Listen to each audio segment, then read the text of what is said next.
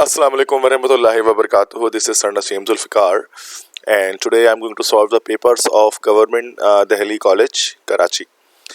तो government Delhi college Karachi के secondary के पेपर्स जो हैं वो इस वीडियो के अंदर यहाँ पर मैं सॉल्व करूँगा। और जो इस वीडियो का मकसद है कि मैं आपको दो पेपर्स यहाँ कम्प्लीटली सॉल्व कराऊँगा।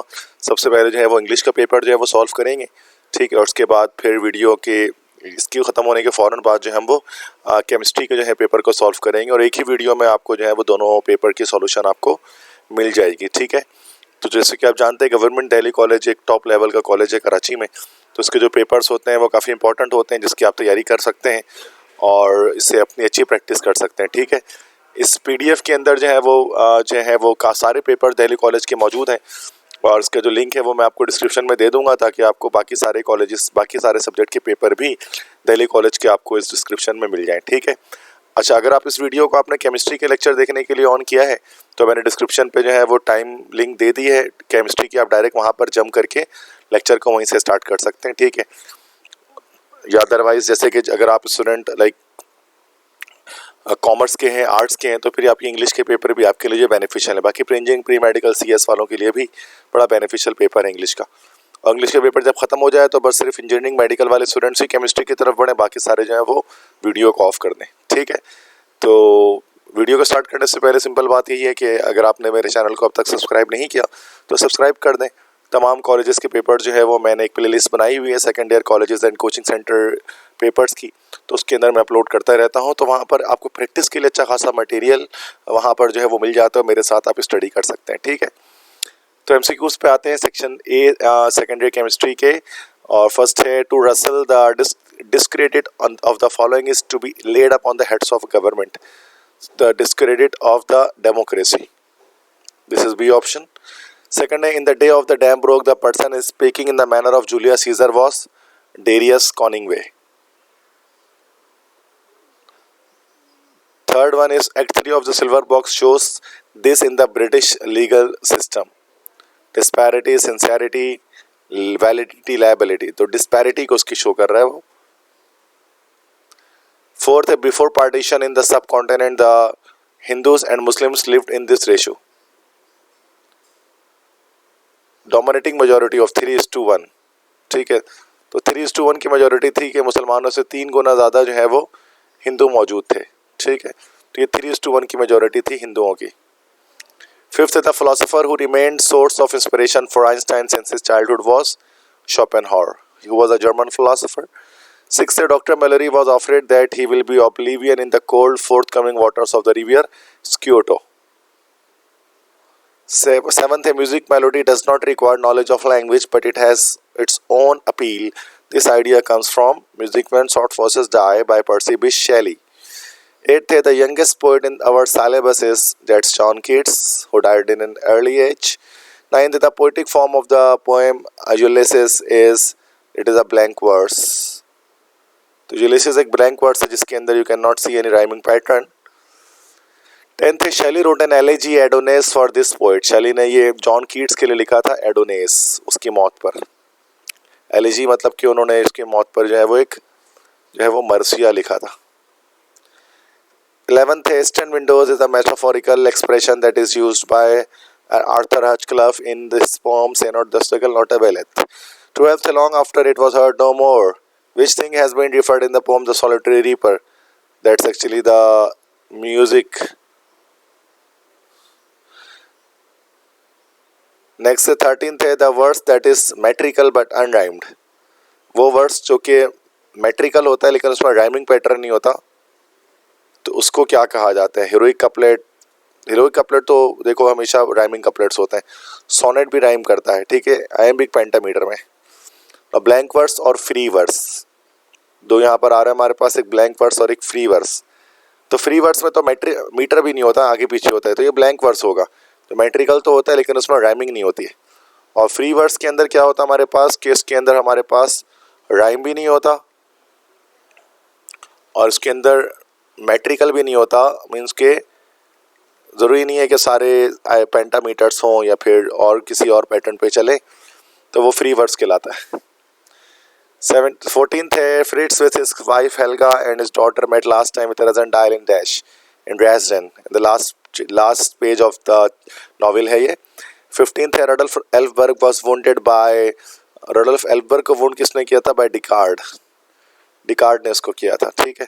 16th है Prague the capital of Czechoslovakia, the loveliest and most romantic city has a match with the description of Strelsau, B option. 17th he was a handsome villain and the gossip ran that many a lady had troubled her heart for him. Who praised Rupert in these words? Michael, Razendile, Sept, Fritz. तो किसने जो है वो बताया था? तो Michael ने तो ये नहीं कहा था, ये तो कंफर्म है कि he was a handsome villain and the gossip ran that many a lady had troubled her heart to him. Razendile भी नहीं कह सकता चूँकि वो तो नया नया आया था। अब या तो सेप्ट ने कहा होगा या फिर ये फ्रिट्स ने कहा होगा।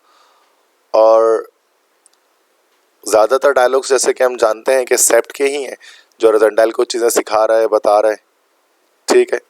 तो इसका आंसर हमारे पास जो है वो सी ऑप्शन होगा, सेप्ट। नेक्स्ट है the person who enjoys this breakfast with white wine is, that is Rudolf Elphberg. 19th है the person who does not believe in women in the brother of Zenda is colonial Sapt, that's why he was a misogynist. 20 है the forest of Zenda was well known for the hunting of bear, इसको hunting of bear लिखा हुआ है, वैसे hunting of bore होगा ये, that is bore, hunting a very big bore, एक chapter भी इसके ऊपर है। सेक्शन बी उसके बाद क्वेश्चन आंसर्स है, इसमें सब सेक्शन 4 में आपको सॉल्व करवाता हूँ, ठीक है।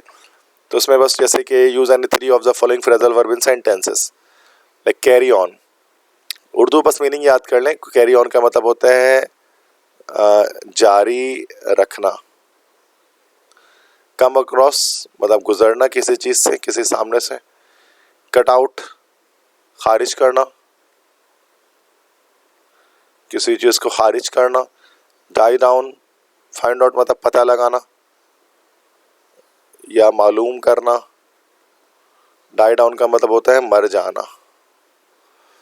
इस तरह पेयर ऑफ वर्ड्स को यूज़ करना अपने सेंटेंसेस में। इस गेट के मतलब होते हैं रास्ता और इस गेट के मतलब होते हैं दरवाज़ा, ठीक है। ड्यूल की बात करें, डुअल, डुअल मतलब इसके मतलब होते हैं दोहरा और इस ड्यूल के मतलब होते हैं लड़ाई। रिंग, इस रिंग के मतलब होते हैं अंगूठी, अंगूठी, और इस रिंग के मतलब होते हैं, ठीक है, इस रिंग के मतलब होता है किसी भी चीज़ को मोड़ना, मोड़ना। रीन, 2 रीन है, एक इस रीन का मतलब होता है घोड़े की जो बाग होती है वो, और इस रीन का मतलब होता है हुक्मरानी। अच्छा, एडेप्ट, एक इस एडेप्ट के मतलब होता है ADEPT, एडेप्ट मतलब होता है माहिर, और इस अडॉप्ट का मतलब होता है किसी चीज़ को गोद लेना, ठीक है। तो ये हमारे पास इसके मीनिंग्स हो गए, इनके सेंटेंसेस बनाने होते हैं, पेयर ऑफ वर्ड्स कहलाते हैं। नेक्स्ट उसके बाद क्वेश्चन हमारे पास है कॉलम ए को कॉलम बी से मैच करना है, वर्ड्स मीनिंग्स है। कॉलम ए में हमारे पास वर्ड्स हैं और कॉलम बी में जो है मीनिंग्स हैं।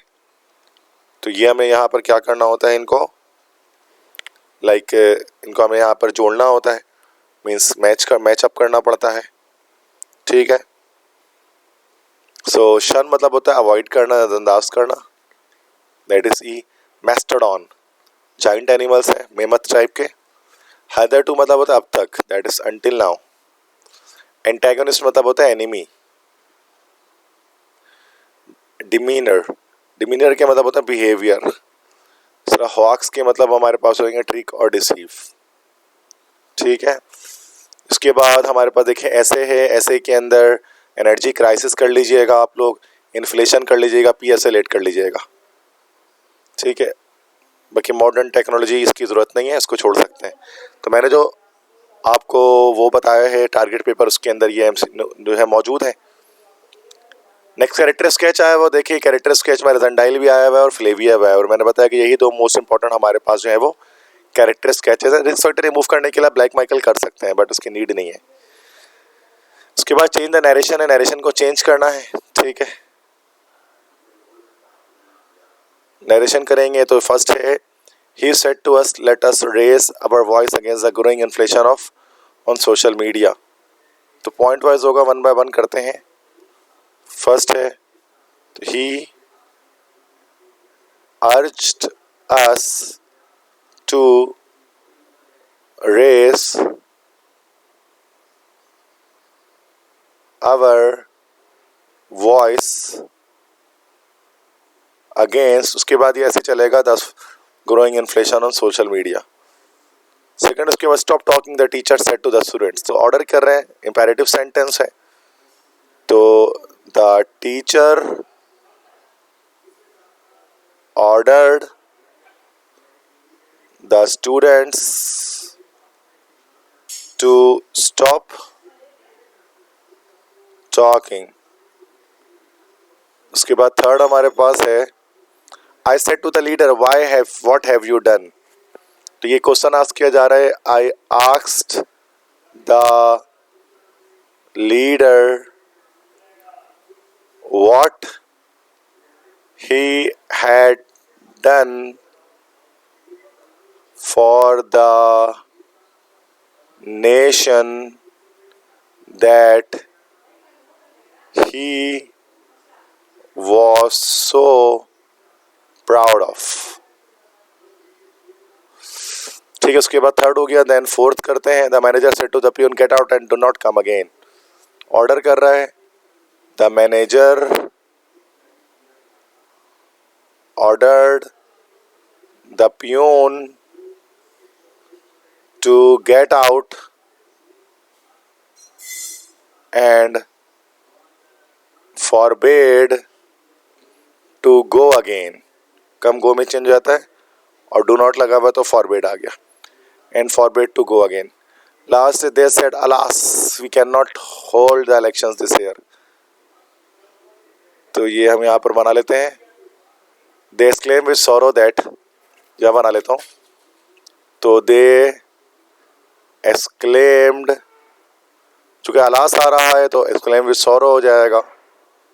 दैट के बाद वी है ना, तो ये दे हो जाएगा. They could not hold the elections that year. That they could not hold the elections that year. So ये हमारे पांचों नरेशन हो गए. उसके बाद देखिए पैसेज आया हुआ है, और पैसेज यहाँ पर उन्होंने अनसीन पैसेज हमारे पास यहाँ पर शायद दे दिया है. तो ये सेकेंड में वैसे हमारे पास सीन पैसेजेस आते हैं. ठीक है, तो ये अनसीन पैसेज दिया गया, but there is no issue. उसको हम देख लेते हैं, सॉल्व कर लेते हैं. इसके क्वेश्चन जो है ना, क्वेश्चन 4 और 5 करना होता है. मीनिंग्स और identify the parts of speech. Meaning देने हैं जो है वो हमें अंडरलाइन वर्ड्स के. इंसुलेट अस, इंसुलेट करना मतलब सेपरेट करना. तो इंसुलेट का मतलब हो जाएगा सेपरेट.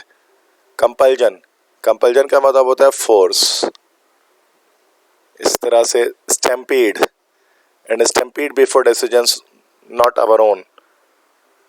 तो कह रहे हैं कि we read the same newspaper, are promoted by the same loud speaker, national music and stampede before decisions not our own.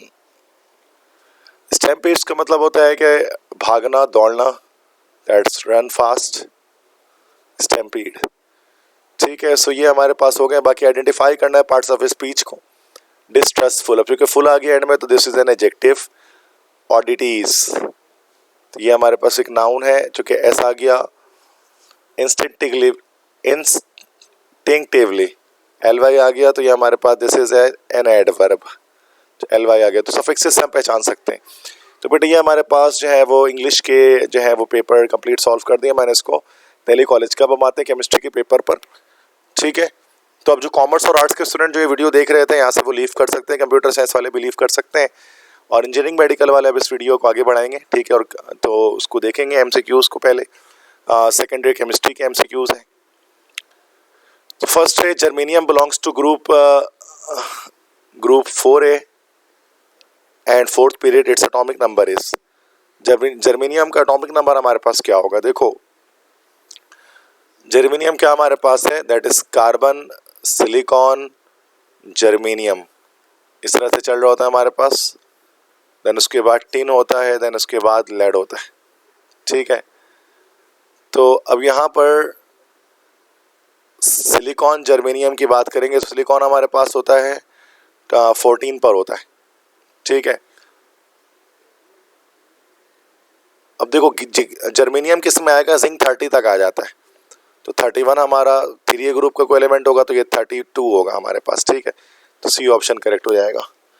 Second है which of the following set consist of all coinage metal. Coinage metal हमारे पास आपको पता है कि 1B group के elements कहलाते हैं, इसके अंदर हमारे पास कॉपर आता है, सिल्वर आता है, गोल्ड आता है, ठीक है। तो ये हमारे पास बी ऑप्शन करेक्ट हो जाएगा।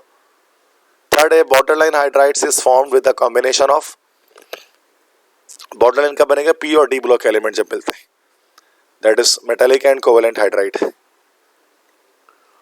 फोर्थ है tritium radio active isotope hydrogen consist of, tritium में आपको पता है 1 प्रोटॉन और 2 न्यूट्रॉन हमारे पास होते हैं, सी ऑप्शन। फिफ्थ है lithium combines with oxygen to form, lithium normal oxide बनाता है। सिक्स्थ है alkali metals when dissolve in water forms, alkali metal को पानी में डालेंगे तो हमेशा एक बेस, जैसे Na है ना, सोडियम है, इसको अगर आप वाटर में ऐड करोगे तो ये बेस देगा प्लस हाइड्रोजन गैस को लिबरेट करेगा, तो ये बेस वाटर सॉल्युबल होगा, उसको हम अल्कली भी कहते हैं। Alkali can be equal to base आप कह सकते हैं, ठीक है। सेवंथ है bauxite ore of aluminium contains ferric oxide and silica as an excess impurity, the method used for its purification is. अब देखो बॉक्साइट और है तो उसमें दोनों अगर इम्प्योरिटी में होता हम उसको हॉल्स मेथड से सेपरेट करते हैं।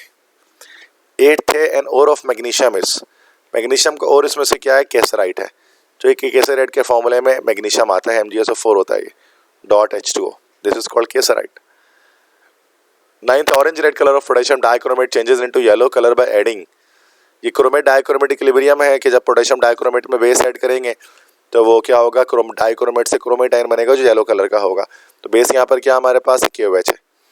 तो सिंपल आपने पढ़ा होगा कि Cr2O,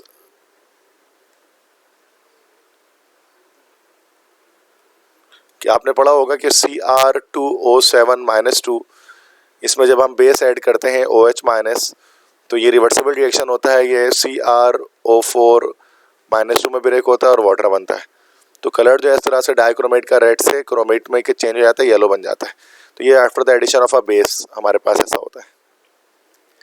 10th which is not a condensation polymer in the following, देखो perspex कंडेंसेशन है, स्टार्च, नायलॉन, बेकलाइट, तो बेकलाइट भी नहीं हो सकता, कंडेंसेशन है, नायलॉन भी कंडेंसेशन है, perspex भी कंडेंसेशन है। स्टार्च जो है ना वो एडिशन पॉलीमर होता है इसका ग्लूकोज का, ठीक है,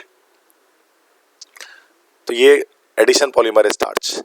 11th acrylonitrile is produced when hydrocyanic acid is catalytically heated with, तो acrylonitrile बनाने के लिए हमें क्या करना पड़ता है, इथाइन से रिएक्शन करना पड़ता है एसिटाइलिन से, तो एसिटाइलिन या इथाइन से रिएक्शन कराएंगे तो विनाइल साइनाइड बनेगा, इसी को acrylonitrile कहा जाता है, जिसको हम लोग कहते हैं विनाइल साइनाइड, ठीक है। 12th है the main product formed on ozonolysis of benzene in the presence of zinc dust is, पहले वो बनता है दैट इज ये ट्राइओजोनाइड, उसके बाद फाइनली बनते हैं ग्लाइऑक्सल, तो ग्लाइऑक्सल हम इसको आंसर हमारे पास करेक्ट होगा, इसको 1,2 ईथन डाइअल भी हम लोग कहते हैं ना ग्लाइऑक्सल को। 13th है only one of the compounds will given below obeys Markovnikov's rule on the reaction with, Markovnikov rule किस में लगता है, आपको पता है मार्कोनिकोव रूल हमेशा किस में लगेगा, फॉर ओनली असिमेट्रिकल अल्कीन, अगर कोई असिमेट्रिकल अल्कीन होगा तो सी में मार्कोनिकोव रूल लगेगा, तो असिमेट्रिकल अल्कीन हमारे पास ए ऑप्शन में, तो ये करेक्ट हो गया। 14th ethylene is produced from alcohol by, alcohol की क्या करेंगे, एलिमिनेशन करेंगे, एलिमिनेशन ऑफ वाटर जब की जाएगी, जिसको हम लोग सिंपल डिहाइड्रेशन भी कह सकते हैं, तो क्या होगा बच्चों, इथाइल अल्कोहल से इथीन बन जाएगा, तो यहाँ पर जो अल्कोहल यूज़ करेंगे वो इथाइल अल्कोहल होगा, ठीक है।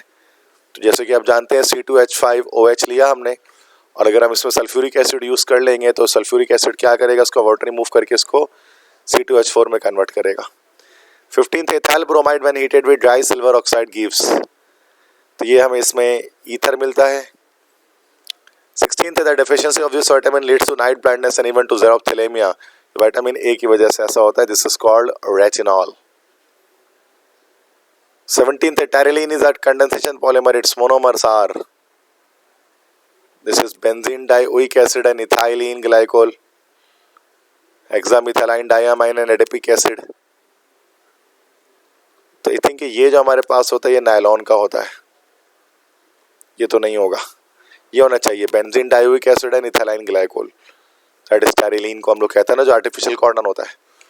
इसके बाद सेक्शन बी में आते हैं, तो ये सेक्शन बी हमारा जो है वो क्वेश्चन आंसर है। इसमें कोई रिएक्शंस वगैरह में बच्चे थोड़ा परेशान होते हैं, तो वो फिर मैं यहाँ पर इसमें आपको बता देता हूँ, जितना हो सके उतना करा देता हूँ। जैसे कि रिएक्शन आपको यहाँ पर दिख सकते हैं सेक्शन बी के अंदर, क्वेश्चन 4 में आपको क्वेश्चन दिख रहा है, discuss the heat effect of on boric acid, write down the names and product दस फॉर्म्ड। तो देखो बोरिक एसिड में ये कि सिंपल है ना, H3BO3 हीटिंग करेंगे तो मल्टीपल स्टेप में हीट होंगे। तो पहले जब इसको हम हीट करेंगे हाई टेम्परेचर पे 100 डिग्री सेंटीग्रेड पर, तो वाटर रिमूव हो जाएगा, बन जाएगा HbO2। Names of product form के बारे में भी कह रहे हैं, तो ये हमारे पास HbO2 जो हमारे पास बनेगा, दिस इज कॉल्ड मेटाबोरिक एसिड। इसके बाद HbO2 के हम यहाँ पर जो है वो 4 मॉलिक्यूल यूज़ करेंगे, फिर हीट करेंगे 200 डिग्री सेंटीग्रेड तक, तो क्या होगा H2B4O7 बनेगा प्लस वाटर बनेगा। इसको हम लोग क्या कहते हैं, दिस इज कॉल्ड पायरोबोरिक एसिड, इसको कहा जाता है। उसके बाद H2B4O7 जब हम लेंगे उसको फर्दर 240 डिग्री सेंटीग्रेड तक हीट करेंगे, तो ये हमारे पास बन जाएगा B2O3 प्लस वाटर, तो ये हमारे पास कहलाएगा बोरोन ऑक्साइड या बोरिक ऑक्साइड भी कहते हैं। तो ये हमारा एक्शन ऑफ हीट हो गया इस क्वेश्चन के अंदर। Next, explain any two of the following. Equation यही है, effect of heat on alum. I think इसमें यहाँ पर एलम पर जब हीट करते हैं तो ये कोई रिएक्शन नहीं होता, बस फुल फिटकरी बन जाता है। फुल फिटकरी उर्दू में हम कहते हैं इसको, इंग्लिश में इसी को कहा जाता है बर्न्ट एलम। इसकी फॉर्मेशन होती है लेबोरेटरी प्रिपरेशन H2S की जब हम करेंगे, तो यहाँ पर हमें किस तरह से बनाते हैं इसको, किप्स एपरेटस से। तो किप्स एपरेटस के थ्रू जिस तरह बनाया जाता है वो बताना पड़ेगा। मीन्स वो Fe आई थिंक H2S को बनाने के लिए हम क्या यूज़ करते हैं, HCl यूज़ करते हैं, और FeS को यूज़ किया जाता है, फेरस सल्फाइड। और HCl जब इसमें डालेंगे तो ये हमारा FeCl3 बन जाएगा प्लस H2S गैस की फॉर्मेशन ये हो जाएगा। IUPAC नेम्स लिखने हैं कॉम्प्लेक्सेस के, वो देख लेते हैं। क्वेश्चन नंबर 6 भी बता देता हूँ। जैसे फर्स्ट यहाँ पर मैं बनाता हूँ, यहाँ जगह मौजूद है। देखो C से क्लोरो है, O से ऑक्सीलेटो है, तो डाई क्लोरो, पहले सोडियम भी लगा हुआ है तो सोडियम, टेट्रा सोडियम नहीं लिखेंगे, कैटाइन का नंबर नहीं लिखा जाएगा। उसके बाद क्लोरो आ जाएगा, तो दिस इज डाई क्लोरो। उसके बाद डाई ऑक्सीलेटो, इसके बाद आ जाएगा क्यूपरेट, और ऑक्सीडेशन नंबर इसका आ जाएगा हमारे पास, ये -4 हो गया, ये -2 हो गया, ये +4 हो गया, ये हमारे पास 2 निकल आया। ठीक है बच्चों। सेकंड, इसके बाद हमारे पास जो है वो है दिस वन, 3 है। देखो A से एक्वा है, C से क्लोरो है, S से सल्फेटो है। तो पहले एक्वा लिख देंगे, डाई एक्वा, फिर लिख देंगे डाई क्लोरो, फिर लिख देंगे डाई सल्फेटो, देन प्लेटिनम आ जाएगा, चूंकि न्यूट्रल कॉम्प्लेक्स है 8 नहीं लगाएंगे। ऑक्सीडेशन नंबर देखो बस 2 ही आ रहा है, क्लोरीन पे -2 आ रहा है ना, तो ये हमारा 2 आ गया। ठीक है। थर्ड, इसके बाद हमारे पास नेगेटिव चार्ज आ रहा है, जैसे कि आप देख सकते हैं, तो मेटल का नाम लिखते हुए अब 8 लगाएंगे। A से अमाइन है तो ये हो जाएगा डाई अमाइन। इसके बाद CO3 3 है, दिस इज डाई कार्बोनेटो। उसके बाद कोबाल्ट आएगा। ऑक्सीडेशन नंबर देखो यहाँ पर -4 निकल रही है, -4 उधर गया तो +4 हो गया, +4 -2 तो 2 यहाँ पर चार्ज निकल गया, और आखिर में आइन आ जाएगा लिखा हुआ, तो ये चार्ज लगा है। नेक्स्ट में पॉजिटिव चार्ज लगा है, इथाइलाइन डाइअमाइन है, 3 लगा हुआ है, तो ट्रेस लिखेंगे, ट्रेस। उसके बाद ब्रैकेट में नाम लिखेंगे हमेशा ऑर्गेनिक लिगेंड का, दिस इज इथाइलिन डाइअमाइन, और ब्रैकेट बंद कर देंगे। देन फेरेट नहीं लिखेंगे, सॉरी, इसको आयरन लिखा जाएगा, और ऑक्सीडेशन नंबर के बाद एंड में आयन लिख देंगे। अब चूंकि इसका 0 चार्ज है तो ओवरऑल आयरन पर +2 चार्ज आ गया। ठीक है। तो दिस वाज हाउ कि इसकी नेमिंग हम करेंगे। क्वेश्चन 6। क्वेश्चन 7 में भी याद करने की चीज़ें ऑर्गेनिक केमिस्ट्री में आए, तो इसमें भी चीज़ें याद करने वाली हैं।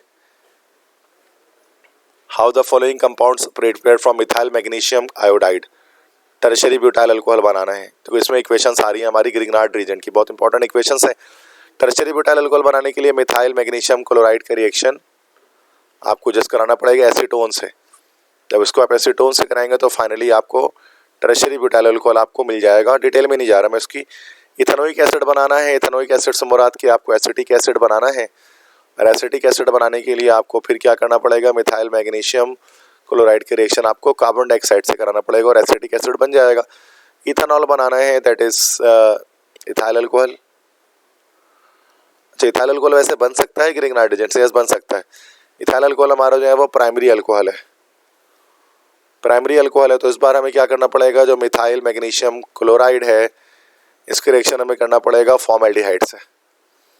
जब इसका फॉर्मेल्डिहाइड से करेंगे तो ऑटोमेटिकली आपको प्राइमरी अल्कोहल की फॉर्मेशन होती हुई दिखाई देगी। क्वेश्चन 12 है इसके बाद के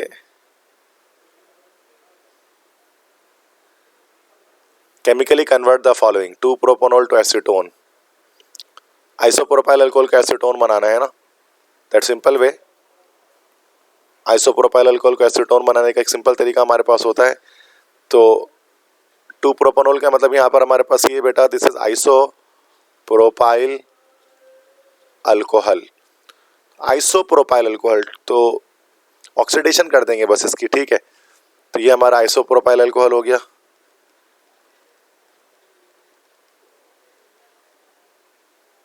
ऐसे आइसोप्रोपाइल अल्कोहल की उसको ऑक्सीडेशन कर देंगे तो क्या होगा, यहाँ पर हमारे पास एसीटोन या कीटोन की फॉर्मेशन हो जाएगी और वाटर रिलीज हो जाएगा।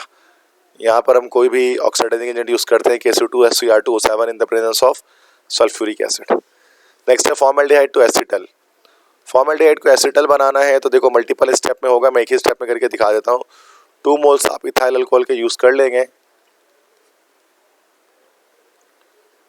तो हमारे पास यहाँ पर कार्बन हो जाएगा, इधर पे भी OC2H5 आ जाएगा, नीचे भी OC2H5 आ जाएगा। ये हमारे पास कहलाएगा this is called acetal. Next isopropyl iodide to two three dimethyl butane.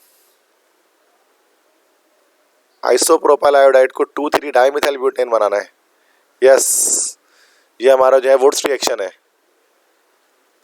This is Wurtz reaction. तो आइसोप्रोपाइल आयोडाइड के लिए हम क्या करेंगे, आइसोप्रोपाइल आयोडाइड क्या चीज हो सकती है बेटा, यहाँ पर बना देता हूँ। आई थिंक ये जगह मुझे मिले तो I will tell you how we can do. Okay, यहाँ बना देता हूँ। देखो आइसोप्रोपाइल आयोडाइड है, ठीक है। देखो यहाँ पर ये आयोडीन हुआ, ये कार्बन हुआ, हाइड्रोजन, ये CH3 हुआ, ये CH3 हुआ, दिस इज आइसोप्रोपाइल आयोडाइड।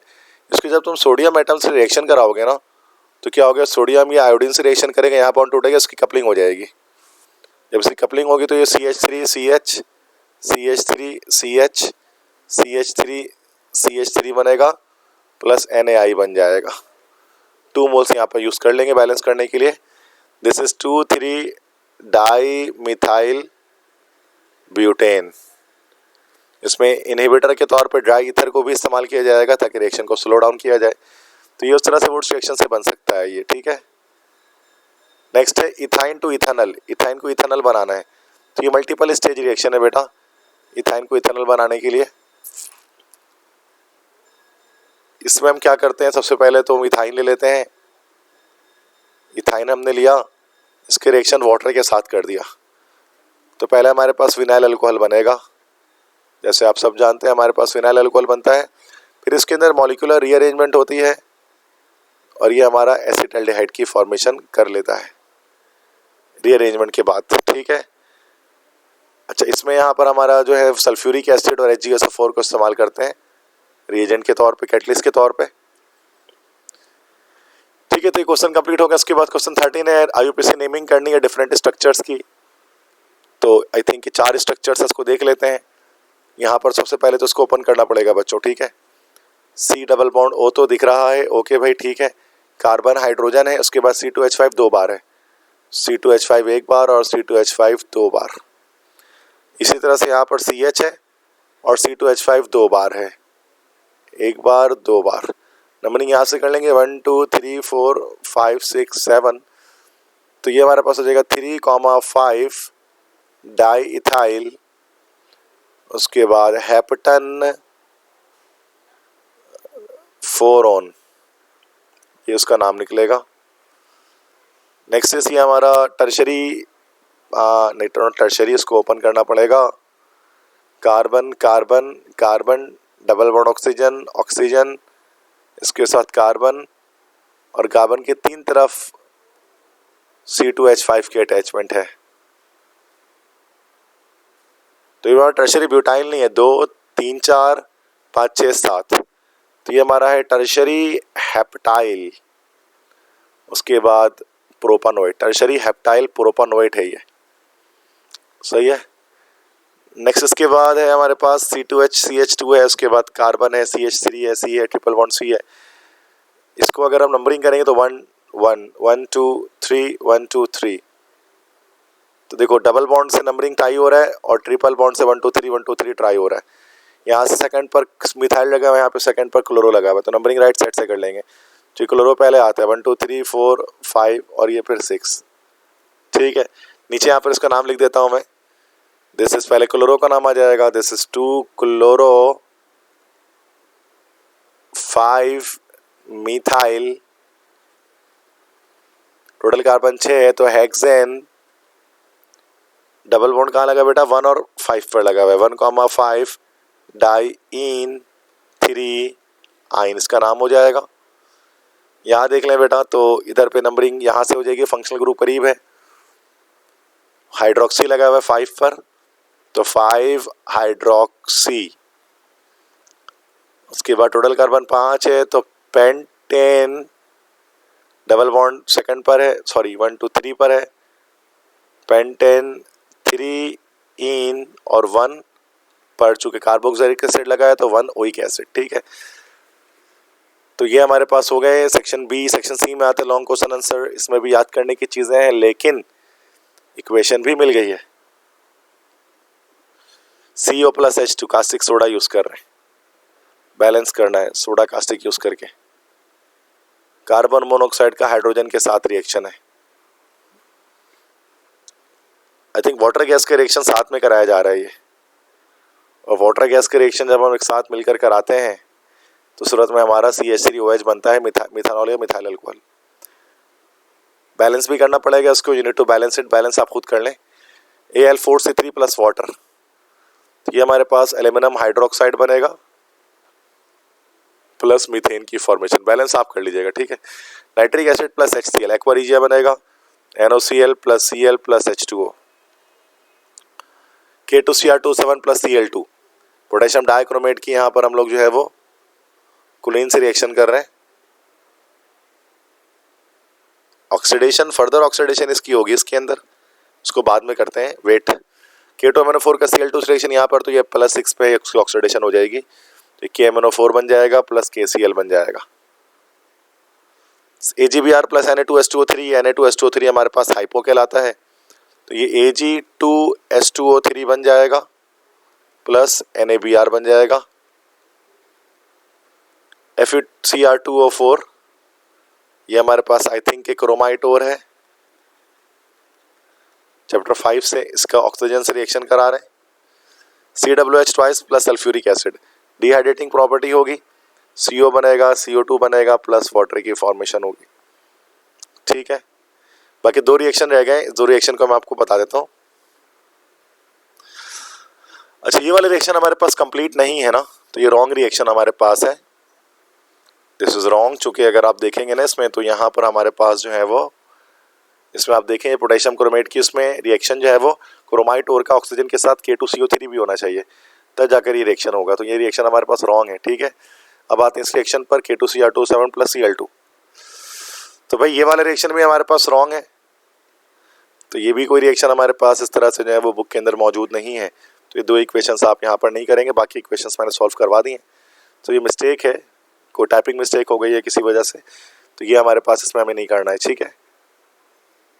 चूँकि K2Cr2O7 जो है ना, फाइनली वो इटसेल्फ हमारे पास कह लें कि हमारे पास जो है वो ऑक्सीडाइजिंग एजेंट, ऑक्सीडाइज स्टेट में +6 में तो और ज़्यादा इंक्रीज नहीं हो सकते हैं ना, तो कोई ऑक्सीडाइजिंग कोई सब्सटेंस इसको यूज़ नहीं कर सकते इसके ऊपर, क्योंकि पहले ही अपनी हाईएस्ट ऑक्सीडेशन स्टेट पर ये मौजूद है, तो उसके रीज़न मैं बता रहा था कि क्यों रिएक्शन ये फिजिबल नहीं है। नेक्स्ट क्वेश्चन 4 में एक पीरियड ब्लॉक वगैरह निकालने हैं, और कुछ एलिमेंट्स के, तो यहाँ पर मैं डायरेक्ट बता देता हूँ, Z29 आ गया, तो ये हमारे पास कॉपर है। तो Z इक्वल टू 29 अगर होगा तो ब्लॉक पीरियड ये सब बताना है ना, तो ब्लॉक इसका हमारे पास हो जाएगा D, पीरियड हमारा हो जाएगा 4th, और ग्रुप हमारे पास हो जाएगा इसका 1B। 47 ये सिल्वर है, तो Z जब 47 होता है तो ब्लॉक इसका भी निकल जाता है D, पीरियड हमारा इसका निकल जाता है 5th, और ग्रुप इसका भी हमारा निकल जाता है, आई थिंक ये 47 ही होता है ना, जो सिल्वर होता है 48 थे 47 होता है, तो ग्रुप इसका भी 1B निकल जाएगा। Z इक्वल टू 48 जब हम करेंगे ना, तो ये हमें अब करना पड़ेगा इसको, पता नहीं क्या निकलेगा, जो भी निकल Z इक्वल टू 48 करेंगे तो 1s2 2s2 2p6 3s2 3p6 4s2 3d10, यहाँ तक जाकर 30 हो जाता है ना। तो अब इससे आगे अगर हम बढ़ेंगे तो हम यहाँ पर जो है वो बना लेते हैं इलेक्ट्रॉनिक कॉन्फ़िगरेशन के लिए 1 2 3 4 5 6 7, उसके बाद 2 3 4 5 6, उसके बाद 3 4 5, उसके बाद 4। शुरू में सबके साथ हमने S लगा दिया, अगले वालों के साथ P लगा दिया, फिर D लगा दिया, फिर F लगा दिया, ठीक है, और इस तरह से हमने कट कर दिया। तो 3D के बाद देखिए 5P, उसके बाद 6S आएगा, 3D के बाद 4P 5S आएगा, सॉरी 3D के बाद हमारे पास जो है वो 4P 6 और 5S 2, 30 हो गया था यहाँ तक, 30 और 8 हमारे पास 38 हो गया। 5S 2 से आगे भी हमें जाना है, 5S 2 से आगे जाएंगे तो उसके बाद फिर हमारे पास आ जाएगा 4D, ठीक है, 5S के बाद आ जाएगा 4D 10 कर देंगे। तो ये हमारा तो सिल्वर के बाद वाला आ गया, दिस इज जस्ट कैडमियम हमारे पास आ गया ये, ठीक है, जिंक कैडमियम, कैडमियम आ गया ये। तो सिंपल इसका जो पीरियड हमारा निकल गया, ग्रुप तो देखें इसका पहले, सॉरी ब्लॉक पहले इसका निकाल देंगे, तो ब्लॉक इसका D निकला, पीरियड इसका 5th निकलेगा, और ग्रुप इसका जो है वो जिंक वाला ग्रुप का है 2B निकल जाएगा हमारे पास, ठीक है। 10 + 2 12, वैसे भी हमें पता है कि 2 आएगा। ये हमारे पास खत्म हो गया। ऑर्गेनिक का पोर्शन, लास्ट पोर्शन है वो देख लेते हैं। कुछ तो यहाँ पर हमें यहाँ पर सब्स्टिट्यूशन दे रहे हैं, मतलब लाइक फर्स्ट क्वेश्चन में मैकेनिज्म दे रहे हैं, बेंजीन के रिएक्शन फ्यूमिंग सल्फ्यूरिक एसिड से करेंगे तो हमारा जो है वो बन जाएगा, this is benzene sulphonic acid बन जाएगा। और आइसोप्रोपाइल क्लोराइड से करेंगे, जब आइसोप्रोपाइल क्लोराइड से करेंगे तो यहाँ पर हमारे पास जो कंपाउंड बनेगा वो बनेगा cumene, that is isopropyl benzene, मतलब इस तरह से होता है क्यूमीन। आइसो स्ट्रक्चर ये मैंने डिटेल डिस्कस की हुई है इनकी, ठीक है, लेक्चर्स के अंदर अपने ओरिएंटेशन वगैरह बतानी, कंप्लीट एंड बैलेंस करना है, तो मेन काम तो मेरा यही है, इसको यहाँ से मैं कर सकता हूँ, ठीक है। Complete and balance, CH3 CHO polymerisation कर रहे हैं, तो ये हमारे पास बनेगा मेटा एसिटाल्डिहाइड, ठीक है। Carbon oxygen carbon oxygen carbon oxygen, carbon के हर एक तरफ हाइड्रोजन, एक तरफ CH3, बस ये लगा देना है, कार्बन की एक तरफ हाइड्रोजन, एक तरफ CH3, कार्बन की एक तरफ हाइड्रोजन, एक तरफ CH3, हो गया ये। C2H4 + S2Cl2, ये हमारे पास बनेगा beta beta dash dichloro diethyl sulphide, means इसको हम लोग कहते हैं मस्टर्ड गैस, सल्फर अलग हो जाएगा। नेक्स्ट हमारे पास इसमें फिर है, दैट इज C2H6O + Br2, ये क्या चीज़ है, C2H6O, बाद में देखते हैं इसको। नेक्स्ट है C2H5OH + SOCl2, मतलब थायोनिल क्लोराइड के साथ, तो C2H5Cl + SO2 + HCl, HCHO + NaOH, Cannizzaro reaction होगा ये, दिस इज कैनिज़ारो रिएक्शन। तो एक हमारे पास ऑक्सीडेशन प्रोडक्ट बनेगा कि रिडक्शन, एक हमारे पास बनेगा सोडियम फॉर्मेट और एक हमारे पास बनेगा methyl alcohol, self oxidation reduction reaction है। C2H5O + HI, मतलब ये डाइथाइल ईथर का रिएक्शन HI के साथ कर रहे हैं, तो ये हमारे पास C2H5I बनेगा + C2H5OH बनेगा, उसकी फॉर्मेशन होगी HI के साथ रिएक्शन करने पर, चूंकि हमारे पास पहले